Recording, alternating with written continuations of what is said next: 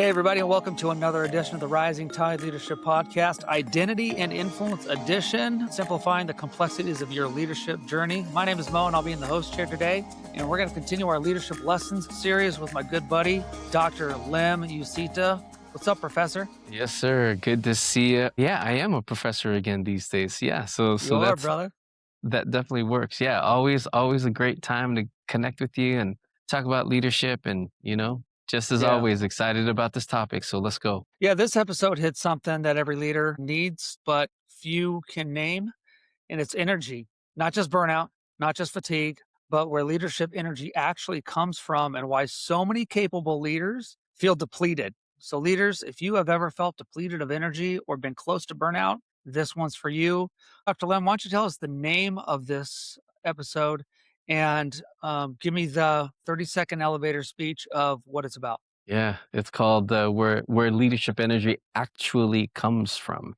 And so it just gives you some categories to think through, manage their energy. Well, being able to lead fully energized will make you a better leader. So let's go. There is a problem with how leaders think about energy. Yeah. And so you argue in this leadership lesson that most leadership frameworks treat energy like a personal resource to manage. What's fundamentally flawed about that assumption? I mean, we all get tired, and we all expend energy. And we're not saying that you shouldn't treat energy like a personal resource, because sometimes it is. But when it comes to leadership, there are a few ways that we can energize our leadership. Now, one of the ways that you can do that is to lead out of who you are, which is something we constantly say on this particular podcast. Leading out of who you are is natural, it's normal, and it's not forced. And then when you're leading out of a clear and compelling vision, when it's a really good vision, that vision can also energize you and your leadership. So when you're about something that taps into your passion, it taps into your identity, it taps into your formation, then there's that internal thing that energizes your leadership, and then you lead out of that. Yeah, you say that energy is not a resource, but a byproduct. Explain that to me. What does it mean that leadership energy is actually, what is it a byproduct of? It's a byproduct of leading out of who you are. It's a byproduct of leading out of your identity. And what I mean by that is, what are the things that you value? Why do you lead? And then it reminds me of Simon Sinek's Start With Why, that inside out approach, focusing on why you do a thing, not just what and how you do a thing. And so when you're focused on your why, when you're in tune with your why, that why is going to energize your leadership. The how and the what, that's managing things, and telling, when you are communicating and focusing on, this is what I'm going to do and how I'm going to do that. That tends to be kind of in that management. But when you are focused on your why, when you're clear on your why, then it energizes your leadership. Why do so many leaders try to solve energy problems with tactics like rest, productivity, even self-care, instead of addressing the deeper issue? So I think this happens when you're in a job, right? When you're in a job that you're not passionate about, you have to manage your energy. And there's a lot of people and there's a lot of leaders that are in just a job, just to get a paycheck. And you lead in that situation. But when you're not leading out of passion, when you're not leading out of your why, then you have to manage your energy.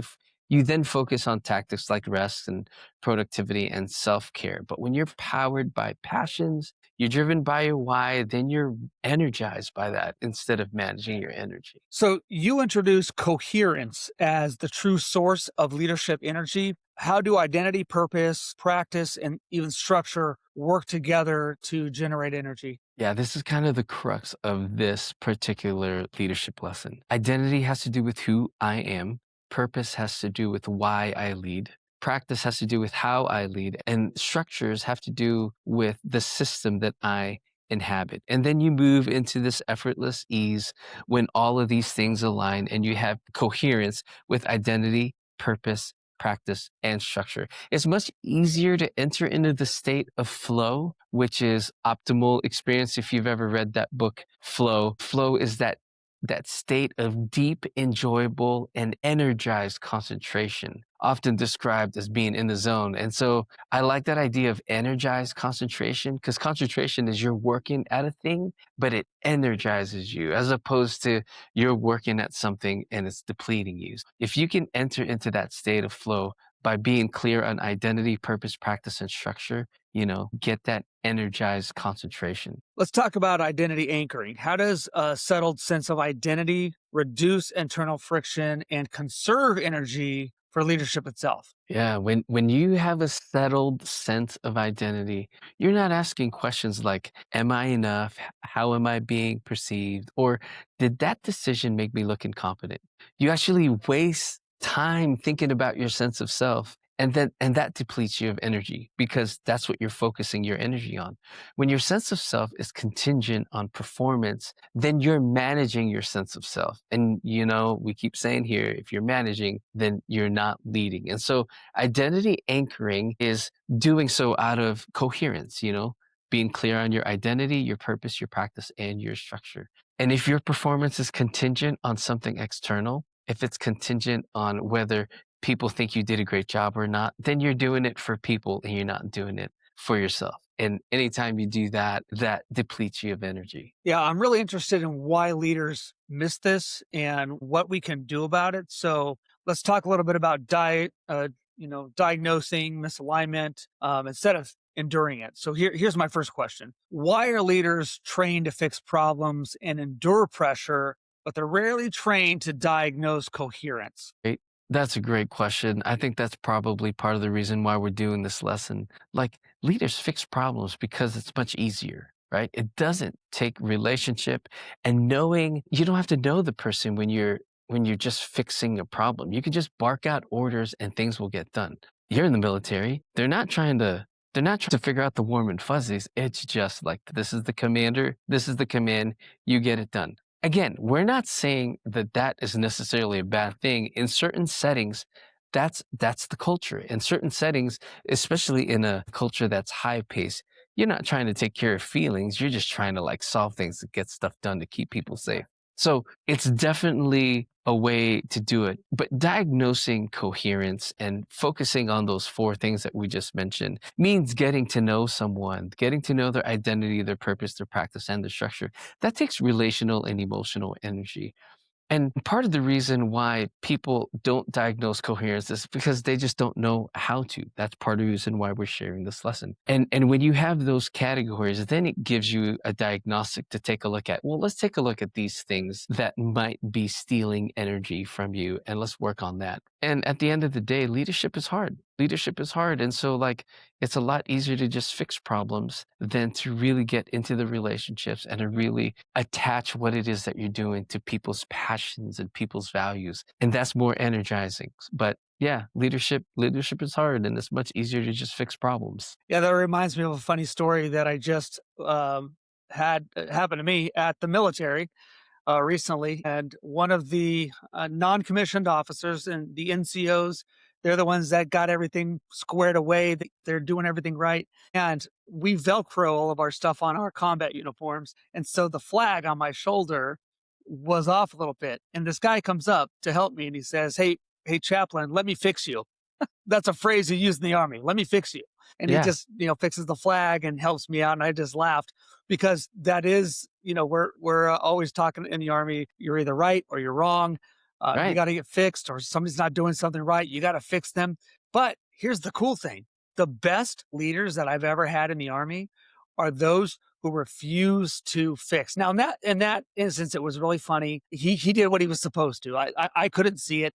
He took care of it. It was something Hmm. small. But Hmm. in real leadership positions, the best leaders that I've had are the ones who have said, "Hey, I'm just going to give you an outcome. You got to go figure out how to fix this." And so what you're saying right here matters not Hmm. just also for the military, but especially in places where it's all about transactional Yeah. leadership. Yeah. Yeah. No, that's a good word, man, for sure. Yeah, so I thought I'd share that. I thought it was funny.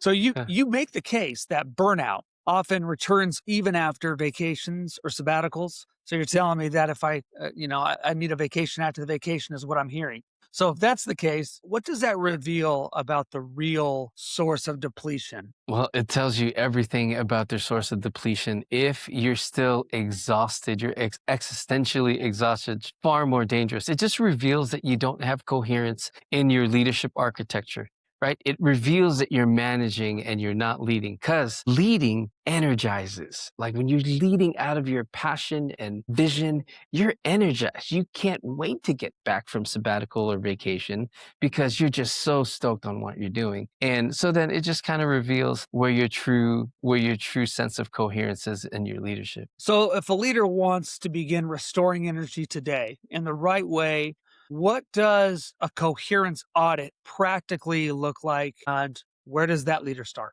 So the first thing you need to do is you need to hire a coach through Rising Tide Leadership. We'll help you figure out your identity. If you haven't taken the DISC assessment, we have those ready for you to take. But start with this is who I am, this is my identity. And then I would throw in there, read Simon Sinek's book, Start With Why. It just gives you a great framework to help you get into your identity and to figure out your why. But the third thing is you now know the four things in coherence, right? And here are the four things that let me just give you four questions to ask to help you figure out coherence. First question, where do I experience the greatest internal friction in my leadership? Is it a relationship? Is it the environment? Is it something with me? Where do I experience the greatest internal friction in in my leadership? Second question, which leadership activities drain me even when I'm rested? And again, this is not a good or bad thing. It's just something to help you kind of figure out your way of being. It helps you figure out your identity. And then you can either fix that, adjust that,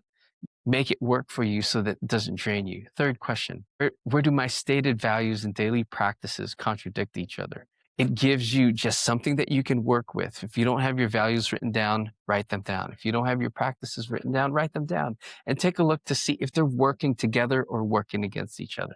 Last question is, am I tired because I'm working hard or because I'm working out of alignment? And if you're tired, you're working, but are you tired out of working hard or are you tired because you're out of alignment? And if you're out of alignment, then we can figure out that coherence and get you energized in your work. So they're not time management questions, they're formation questions, asking you about yourself and asking you to get your why and your sense of identity clear. And when you're clear about what it is that you're doing, it's going to energize you. Yeah. Appreciate those insights today. If you're listening and today's conversation resonated with you, make sure you go over to rtclc.com and sign up for the newsletter, sign up for the DISC assessment. We're eager to help you. So make sure you like, subscribe, and share. And we'll catch you the next one. Dr. Lem, thanks, brother. Yes, sir. Thank you.